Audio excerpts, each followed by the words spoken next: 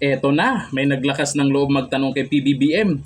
Panoorin natin ang reaksyon ni Pangulong Bongbong Marcos dyan sa paratang na nag-uugnay sa kanya sa aktres na si Maricel Soriano na gumagamit daw sila ng polvoron.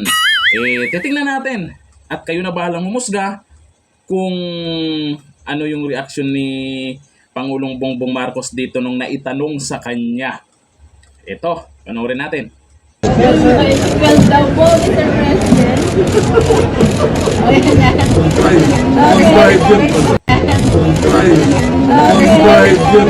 Aba, tumawa lang.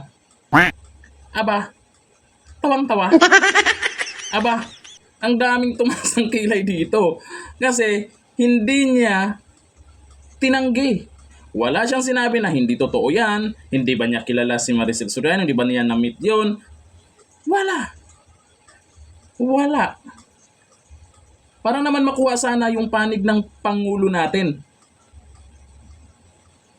Di ba? Nari. Tumawa lang. Di nga. Ganun ba? Ganun ba yung... Okay ba sa inyo? Okay lang ba sa inyo na yung Pangulo natin may mabigat na mga akusa sa kanya na gustong malaman ng taong bayan? Tatawa lang. Di nga.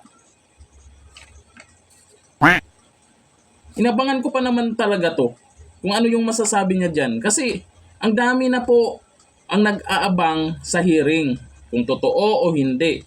Pwede naman niyang itanggi. Pwede niya yung patunayan. O sige, i-test niyo ako. Magpa-test ako. Patunayan ko na kasinungalingan para manahimik na. Ganun lang naman yung issue na yan matatapos kung patunayan niya na hindi totoo. Tawa lang. Pero kayo, nasa inyo po. Sa tingin nyo po, okay lang po ba yung ginagawa niya? Pag may mga tanong yung taong bayan sa issue na yan, kasi hindi po matapos-tapos yung issue na yan kung hindi po niya sagutin at hindi niya patunayan. Paano patunayan? Magpa-test. Oo, yung sa buhok.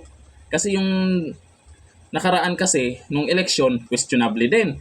Question din kasi ang bilis daw lumabas. Ngayon, hinahanap po yung sa buhok kasi walang takas na kahit ilang taon pang lumipas, ay matitrace at matitrace talaga.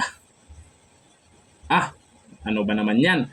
Kayo sa inyo, sa tingin nyo, okay lang ba na ganyan ang sagot ng Pangulo natin pag may issue na dapat malaman ng taong bayan? Tatawa lamang. Bagong Pilipinas, tawa-tawa lang. Yo. Comment down below. Hanggang dito na lang. Thank you. Bye-bye.